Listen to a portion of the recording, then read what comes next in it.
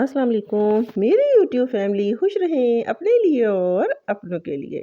Friends, आज की video बहुत सिंपल लेकिन बहुत इम्पॉर्टेंट वीडियो है उन बच्चियों के लिए जिन्हें खाना बनाना तो खूब आता है लेकिन उन्हें सादे उबले हुए चावल बनाने नहीं आते।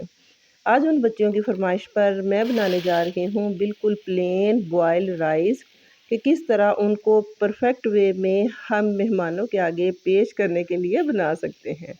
चलें जी, स्टार्ट करते हैं इस simple but very useful video को। फ्रेंड, इसके लिए मैंने एक बड़े वाला कप जो करीबन 1.5 पाव के करीब था ले लिए पुराने बासमती चावल। इनको हम 1 से 2 पानी अच्छी तरह मलकर धो लेंगे क्योंकि इनमें मिट्टी वगैरह होती है, इनका कलर भी थोड़ा सा फेड होता है। जैसे हम इनको मल के धोएंगे ये साफ़ सुथरे चावल निकल कर आ जाएंगे। पहले आप इनको अच्छी तरह साफ़ कर लें क्योंकि भीगे हुए चावलों को हम मल कर अच्छी तरह नहीं धो सकते, इस तरह वो चावल टूट जाएंगे। तकरीबन इनको मैं 20 मिनट के लिए खुले पानी में सो करके रख दूँगी।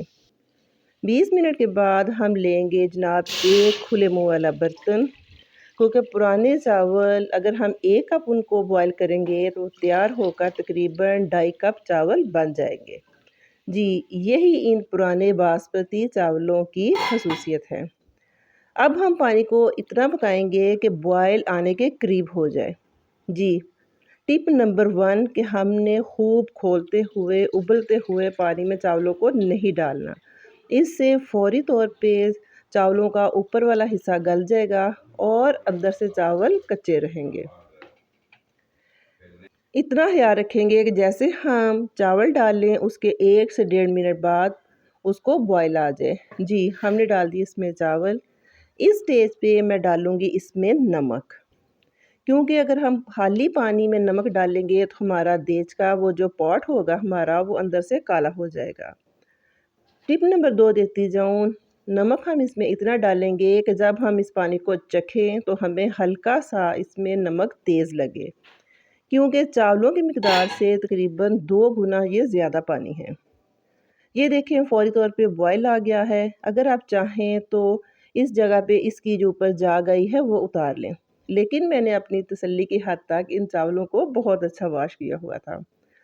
जैसे ही पानी खौलने लग जाए हम अपनी आँच को थोड़ा कम कर देंगे ताकि हल्की आंच पर ये चावल पकें और अंदर और बाहर से एक जैसे इनकी कुकिंग हो।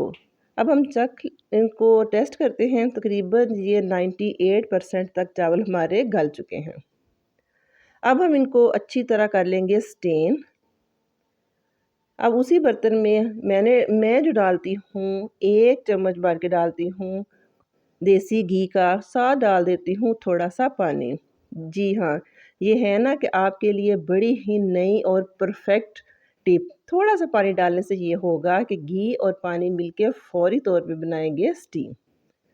अब इन चावलों को हम फैलाकर थोड़ी देर के लिए लगा देंगे दम।